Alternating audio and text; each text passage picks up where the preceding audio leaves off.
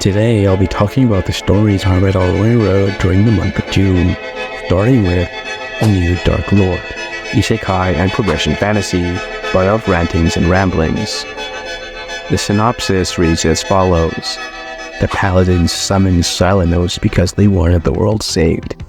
What he's decided is that it needs ruling. After a deal with a demon goes wrong, Master Silenos, esteemed fleshcrafter of the House Shirgarzani, keeper of the Auburn Flame, conductor of art's most ancient, and lord of the Haragunta, is cast into a primitive world of magic and steel. There are two problems that lure him. One, an ancient evil darkcaster who seeks to pillage and destroy all that this world holds dear, and secondly, a populace that fails to recognize him as a superior in every conceivable way. Silenos will fix both of these issues by becoming the new Dark Lord. What to expect? A powerful villainous necromancer teaching everyone the true meaning of evil one step at a time. The MC is a support type character which over the course of the story you'll be adjusting to one-on-one combat. Tags are progression, dark comedy, action, and a highly competent villain MC. Currently, it is on the daily release schedule. The story starts off really strong with a ritual back on Silenos' homeworld. He's attempting to get up a ritual with an entity for more magical power, and he's there with his apprentice, and they talk about this ritual. They painstakingly set everything up.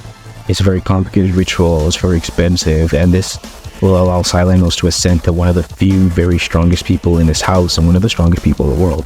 And he's there with his apprentice, who he admits he doesn't really like very much, but he's managed to last a year. That's better than any apprentice he's ever had. Silenos is summoning an entity from beyond the stars, but such power always comes at a cost. And Silenos is looking to greatly reduce that cost to something manageable, but his apprentice, who Silenos has foolishly left in the ritual room, has no such qualms. He's willing to sacrifice everything and everyone for more power. He's at the bottom of the food chain and wants to desperately get up. So while Silenos thinks he's making a deal with the entity, the apprentice makes one of his own. Silenos realizes this too late, and the first act that his apprentice does with his newfound power is to immediately disintegrate his old master. The last thing Silenos sees is the grin of his upstart apprentice. The story continues in Chapter 1 with Silenos waking up in a chamber. Unlike the one he used to summon the entity, this one has no magical or runic engravings. He's surrounded by groups of people, faces slacked with awe, cautious and tentative, and they're headed by a woman with golden eyes and hair. Silenos feels the cold air and realizes he's naked. As a fleshcrafter, he could use the people around him as living tissue well enough that even a single one could have covered most of him, and then the woman in front of him speaks. In typical Isekai fashion, Silenos is summoned to a desperate kingdom in need of a hero. The king instructs Silenos to gather heroes to form a party to ultimately confront the Dark Lord, but Silenos has an ulterior motive in mind, to become the new Dark Lord. What follows is a series of hijinks and misadventures as Silenos and his party travel across the land. In their way are mad apprentices, necromantic constructs, and flying fortresses, but nothing will stand in Silenos' way as he tries to achieve his own goals. Silenos is a complicated character, and he frequently says, "Why are these people so primitive?" And that's basically, you're gonna hear that word a lot. Primitive, mudballs, subservient, stupid, every variation of someone who comes from like a high world, so to speak, speaking with low people, at least in Silenos' mind. So for the first couple of chapters, you're going to hear a lot of that, and even the latest chapters, because I'm up to chapter 36 at the time of recording. He basically says that every chapter he makes sure to hones it in, because Silenos seems to come from what seems like a Victorian-era magical cult-like society. So when he comes to a medieval-esque fantasy world, he looks down on their methods as primitive and simple. The problem is that Silenos isn't really that far up the technology tree for them. Silenos might say their magic and methods are inferior to his own, but reading the story, he constantly gets his ego checked and refuses to learn. As a review put it, his mentality and rationality does not quite match his reality. You'll come to realize as you read the chapters that Silenos isn't that much stronger than everyone else, and that sometimes his arrogance is unfounded and quite bluntly idiotic.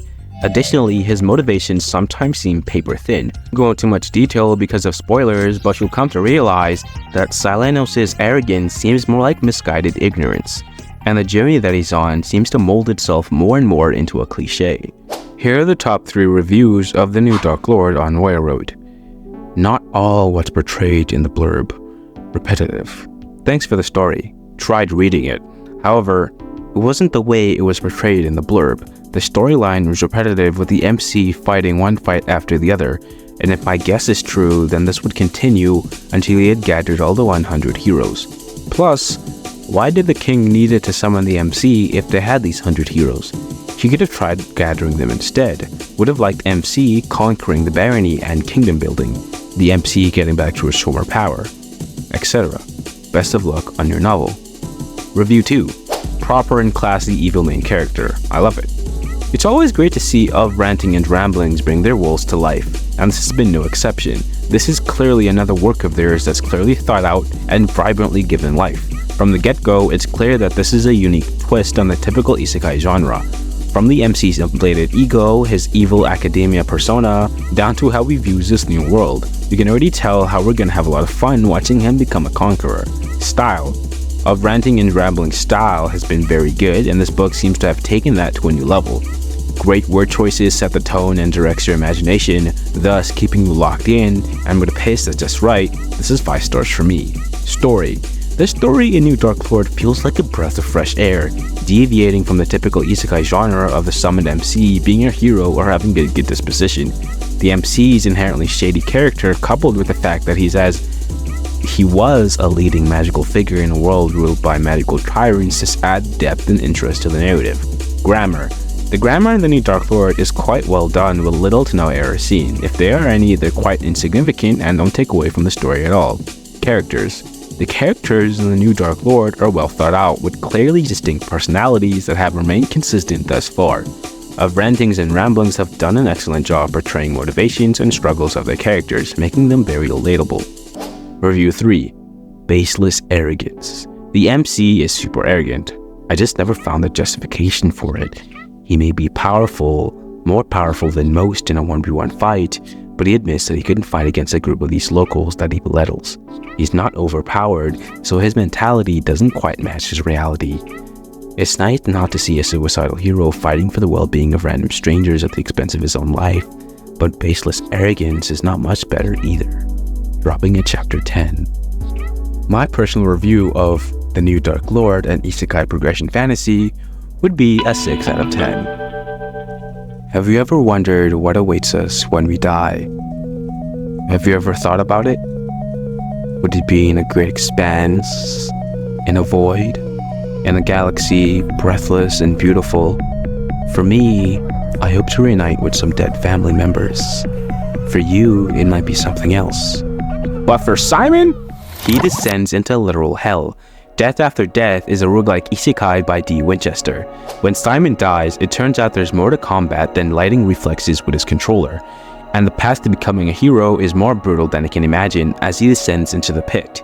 Death After Death is a dark, time loop isekai story with roguelike elements that explore some of the common tropes in a different light.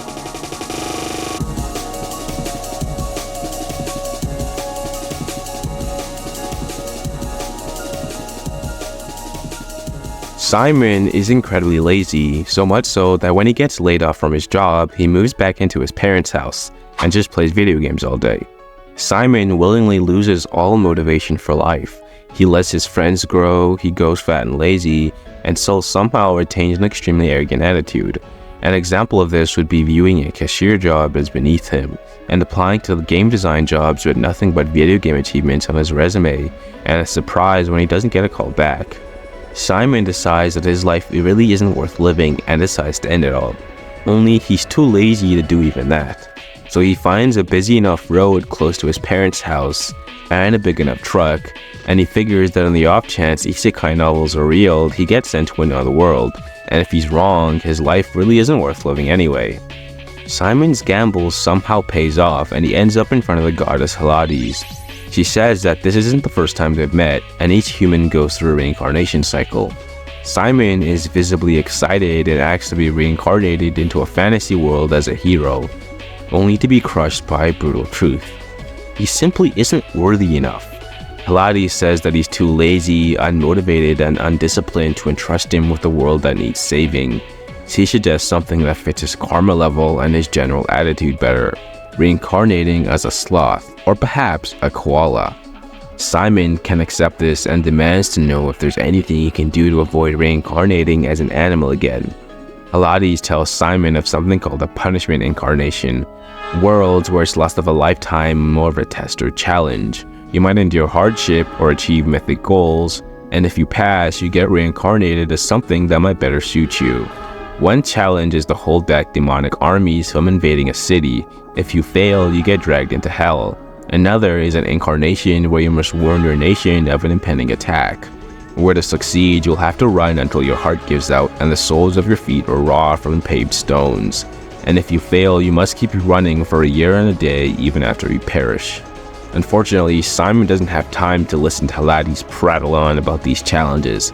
They seem far beneath him. He wants something harder, something worthy of a pro gamer, something like a dungeon with monsters and levels.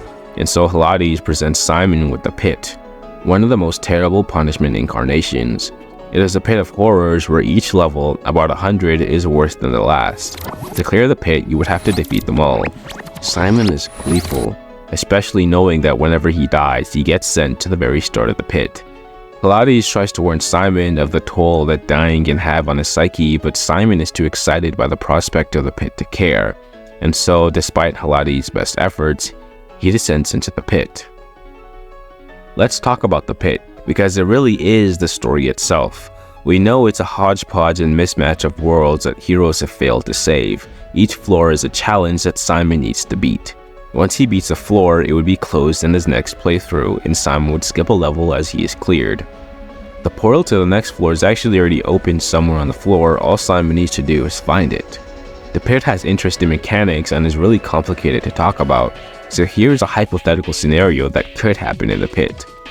Floor 1 is a mission to protect villagers from a goblin attack, and Floor 2 is to cure a plague. Both are set on the same world, though hundreds of miles apart, and Floor 2 is also set 50 years apart from Floor 1. A way to clear Floor 2 beforehand would be to defeat the goblins, travel hundreds of miles to the site of the plague breakout before it happens, and from there you could either eliminate the source of the plague, maybe by teaching them hygiene or medicine early. The pit isn't all fun and games though. There are floors where there are fates worse than death. A floor where you get turned into stone by a monster, and not being able to move but being fully aware of yourself, slowly buried by sand until the stone degrades enough to let you die. And spoiler, you could end up like this for millions or even billions of years. It's no wonder that most people in the pit go insane. Reading the story from chapter 1 made me remember how annoying Simon was in the earlier chapters, and how much I personally wanted him to shut up. If you do read the story, make sure you're gonna have to deal with an extremely annoying character for the first few chapters. He does undergo profound character growth and genuinely becomes a better person, but it takes a while. Simon picks up a couple tricks in the pit that help him survive, and he's starting to realize that maybe the pit was a trap for people like him. But he has all the time in the world to solve this puzzle. He doesn't think of the pit as a game anymore. It's something he has to clear before he goes insane. Here are the top 3 reviews on Road. I just want to note that in the process of editing this video, the top review had changed to a different one. Trying too hard to seem up there. Reviewed at chapter 24. If the idea was writing about what could have actually happened if an average otaku got isekai'd into a Souls-like pit, then this story is a complete failure. Weak will, poor prowess, intolerance to pain, and inability to solve any problems. With such a skill set, you can't really push through anything. After his first, maybe second death, Simon would be weeping like a little girl, asking whatever brought him here to reconsider. After a few more, his mind should most certainly be gone. If this story is about proving Simon that he isn't anyone special, then it's also a complete failure. Grammar is mostly good, some of his deaths are entertaining to read about, pacing so far seems nice. Overall, you should read it if you want to feel superior to a fictional character, or if you have a lot of time on your hands. The second is A Story You Keep Coming Back To, reviewed at chapter 71. One of the strengths of Death After Death lies in its exploration of common tropes in a fresh and intriguing light. The book excels in areas that many readers appreciate, including character development, immersive world building, and a sense of progression that keeps the narrative engaging. Simon's initial unlikability becomes a crucial aspect that enhances the overall enjoyment of the story. As readers witness Simon's journey, they're treated to a compelling exploration of personal growth and resilience. The world building in Death After Death is a standout feature, creating a vibrant and realistic backdrop for the unfolding events. However, one aspect that might be off-putting to some readers is the protagonist's initial lack of likability. Simon's decision to end his life for a trivial reason without much context could be a stumbling block for some readers. Yet, the author skillfully uses this flaw to set the stage for Simon's redemption and self-discovery. As the story progresses, readers are rewarded with a deeper understanding of Simon's character, making his evolution all the more satisfying. In conclusion, Death After Death is a compelling read that skillfully navigates dark themes, time loops, and roguelike elements. Review 3. Fun take on reanimation, reviewed at chapter 34. A fun read and an interesting take on reincarnation, the author writes in a manner that is enjoyable and different writing style. It's very emotive at times, the characters are interesting, and the story intriguing. If you enjoy reanimation themes and interesting environments, then this is for you. I really like this story. Simon really struggles to find ways to solve each floor, and even though you technically have an infinite amount of retries, it doesn't feel like it.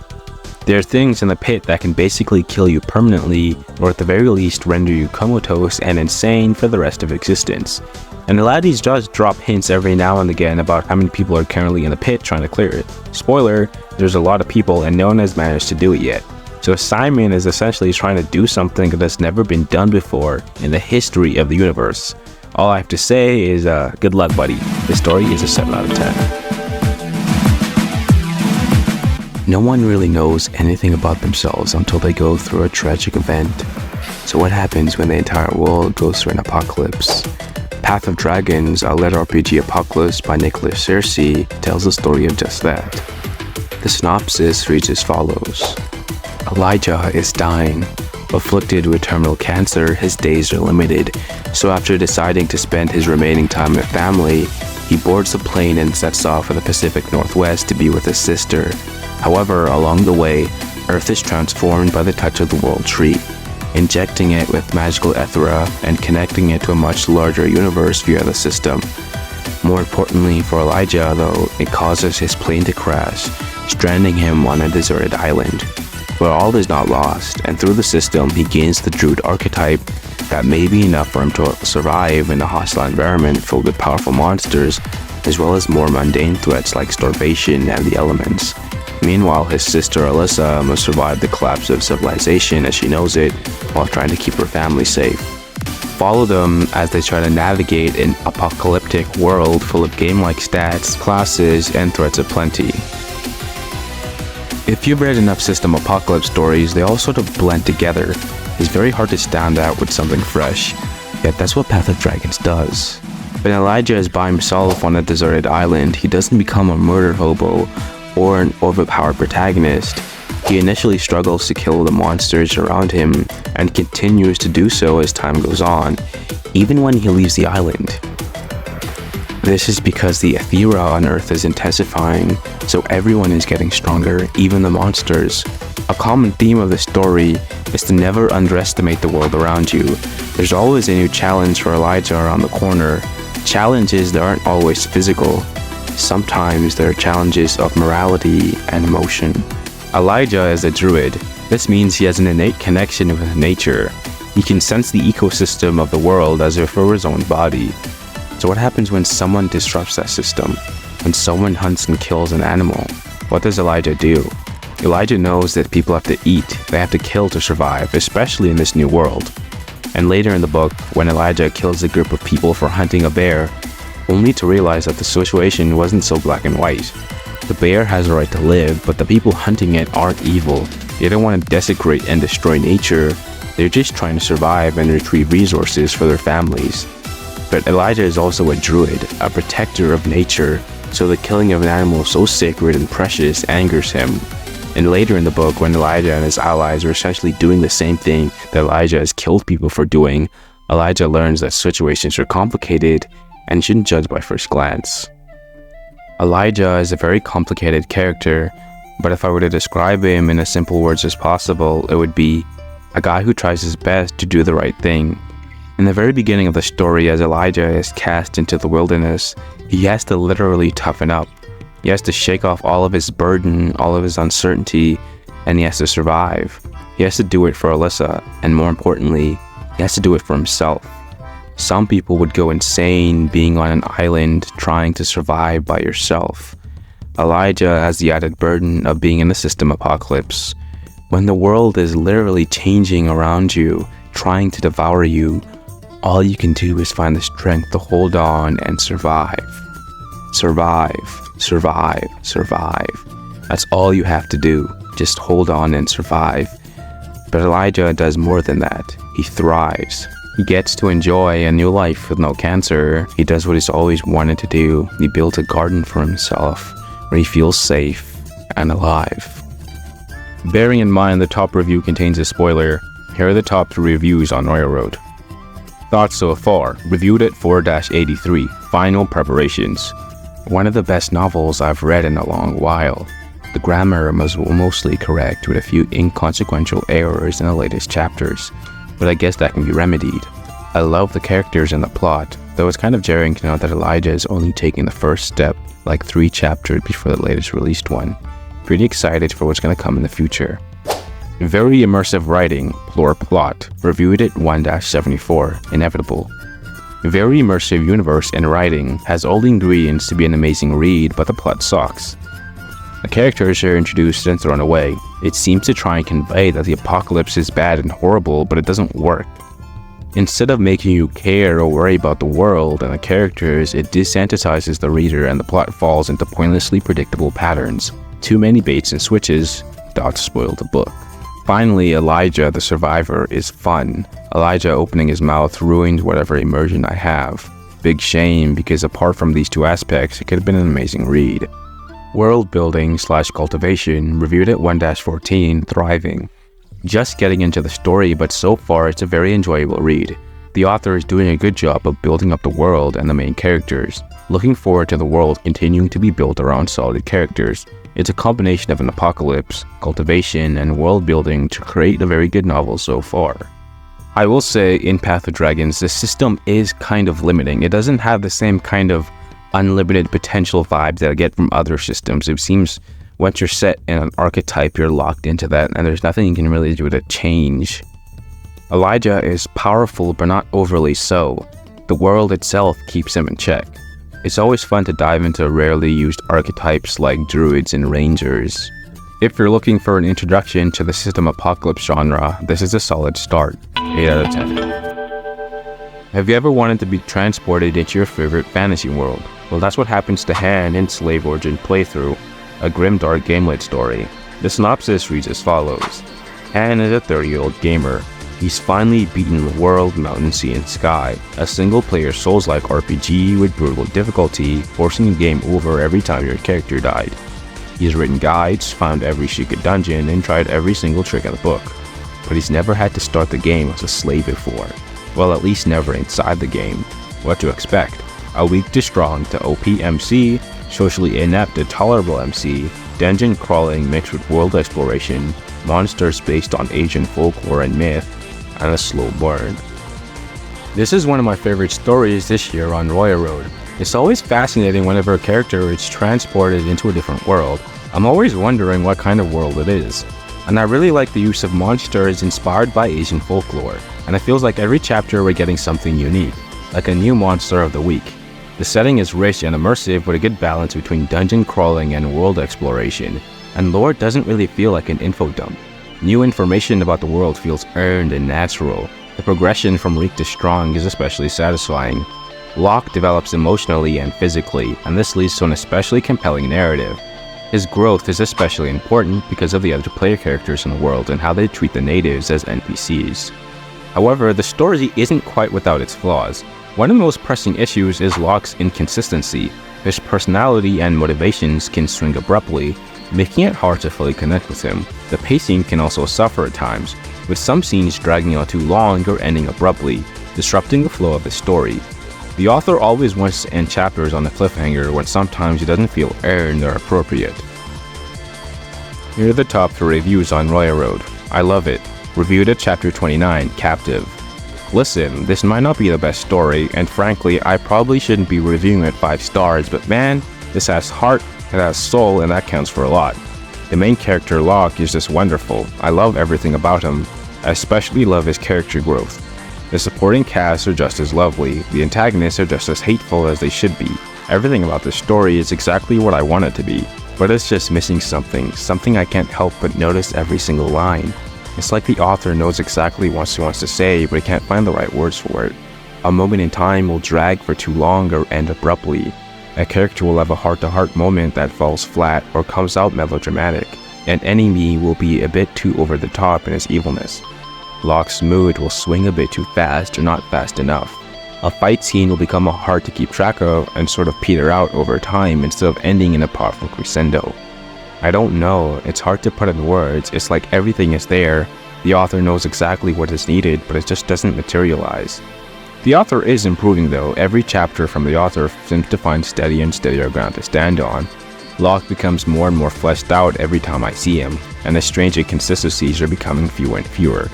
The enemies are all starting to feel more real, and the side characters no longer seem like harem members. Everything is improving, and each improvement is actually huge because the author knows what is needed. So whenever he manages to strike correctly, it's just wonderful to read. I always hate reviews that say to get past the first 10 or 20 chapters to see if you like it, but honestly, it's really worth it if you do. The update schedule is also great because there's a new chapter every day, which is a huge plus in my book. The author seems to know how a good story comes together, and the first arc seems to be wrapping up. I'm excited to see where the story goes next. Edit. After making this review, I read the rest of the reviews that say this is very similar to another book, which is kind of lame to be honest. I guess the weird inconsistencies in the novel are due to following another story too close. I hope the author manages to find his own voice because I do enjoy reading the story. Review 2. Fun to follow along and interesting to read, reviewed at Chapter 93. If you're a sucker for the Korean web novel format, which I am, I wholeheartedly recommend reading the first 2 chapters of this story. The world building is quite interesting and the progression is quite satisfying to follow along. The writing style is quite good, I'd say, save for a few spelling errors here and there. I do think there are certain characters who could be fleshed out more thoroughly, but other than that, I believe Slave Origin Playthrough is a story definitely worth checking out. Happy reading. Review 3. Inspired to the point of plagiarism, reviewed at Chapter 8, The Samak Desert. I gave this story a rating of 3 stars due to the blatant copying of the scenario and power system of surviving in the game as a barbarian.